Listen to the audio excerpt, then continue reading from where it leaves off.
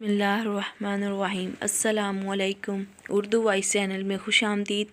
سردیوں کے دن تھے۔ نوید اور واصف اپنے دوست اسامہ کے ولیمے کی تقریب سے واپس آ رہے تھے۔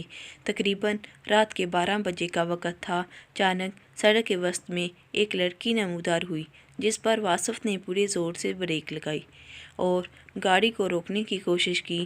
گاڑی کی سپیڈ زیادہ نہ تھی جس کی وجہ سے وہ کسی انتہائی نقصان سے بچ گئے، البتہ لڑکی کے سائیڈ بمپر سے ٹکرا کر گر پڑی۔ نوید گاڑی سے نکلا اور لڑکی کی طرف دوڑا۔ واصف نے گاڑی بند کی اور نوید کی طرف ہوا۔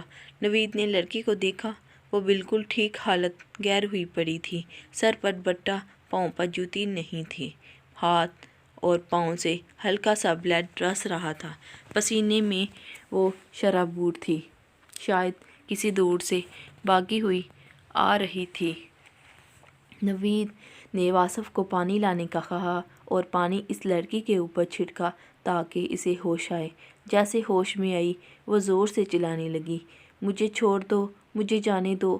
شاید لڑکی صدمے میں مبتلا تھی جس کی وجہ سے وہ کربلاہٹ کا شکار تھی۔ واصف نے تسلی دیتے ہوئے کہا، آپ گھبرائیں نہیں، ہم آپ کو کچھ نہیں کہیں گے۔ نوید نے بھی اسے نرمی سے سمجھانے کی کوشش کی، آپ زیادہ پریشان نہ ہوں، آپ ہمارے پاس یہاں پر بہت محفوظ ہیں۔ لڑکی کے بولنے کے انداز سے پڑھی لکھی لڑکی کی فیملی کی معلوم ہو رہی تھی۔ واصف نے گاڑی سے شال نکال کر اسے اوڑھنے کو دی۔ لڑکی نے فوراً شال لی اور بدن چھپایا۔ لڑکی اب کچھ نارمل محسوس کر رہی تھی۔ نوید نے پوچھا کہ آپ کہاں سے آ رہی ہیں اور کہاں جانا؟ اس سوال پر لڑکی رونے لگی۔ نوید نے کہا، روئیں نہیں، اپنا پتہ بتائیں یا کسی اپنوں کا بتائیں تاکہ وہاں اطلاع دیں۔ لڑکی زاروں کو تار رونے لگی، کسی سوال کا جواب نہیں دے پا رہی تھی۔ واصف نے نوید سے کہا، انہیں گھر لے چلتے ہیں، وہاں امی ہوں گی تو شاید یہ کچھ بتا دے۔ اسی کشمکش میں 1 بج چکا تھا۔ نوید نے لڑکی کو گاڑی میں بیٹھنے کا کہا۔ پہلے لڑکی ڈرتے ہوئے انکار کرتی رہی، پھر نوید کی تسلی دینے کے بعد اٹھی اور لڑکھڑاتی ہوئی گاڑی میں پیچھے جا بیٹھی۔ اسے چوٹ بھی کافی لگی ہوئی تھی۔ واصف نے گھر آ کر ساری صورتحال سے آگاہ کیا۔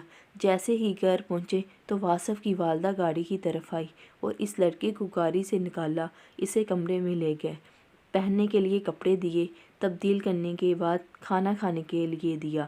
روتی جا رہی تھی۔ واصف کی والدہ نے بڑے پیار سے دلاسا دیا کہ وہ ہر طرف سے محفوظ ہے، فکر کی ضرورت نہیں۔ ان باتوں سے تسلی ہوئی۔ وہ کھانا کھانے کے بعد ایسے سوئی کہ مدتوں سے جاگی ہو۔ ان مدتوں میں ایسے ہی نیند کا انتظار تھا۔ واصف کی والدہ بھی اس کے پاس سو گئی۔ اگلی صبح اسے ناشتہ کروایا اور دریافت کیا، بیٹی تم کون ہو، کہاں سے آئی ہو؟ پڑھی لکھی ہوں خاندان سے، BSc کی طالبہ ہوں۔ میری ملاقات ایک لڑکے سے فیس بک پر ہوئی، آہستہ آہستہ جو محبت میں بدل گئی۔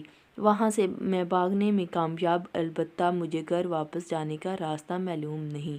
اسی اثناء میں لڑکا اور اس کے دوست میرے پیچھے آئے۔ میں گل کے راستے جار خانیوں سے بھاگتی ہوئی مین روڈ پر پہنچی جہاں پر آپ کے بیٹے سے میں ٹکرا گئی۔ آنسوؤں کا سمندر اس کی آنکھوں سے چھلک اٹھا۔ واصف کی والدہ نے اسے سینے سے لگایا اور تسلی دیتے ہوئے کہا، بیٹا خدا کا شکر کرو، خدا کا شکر کرو، تمہاری رحمت قائم ہے۔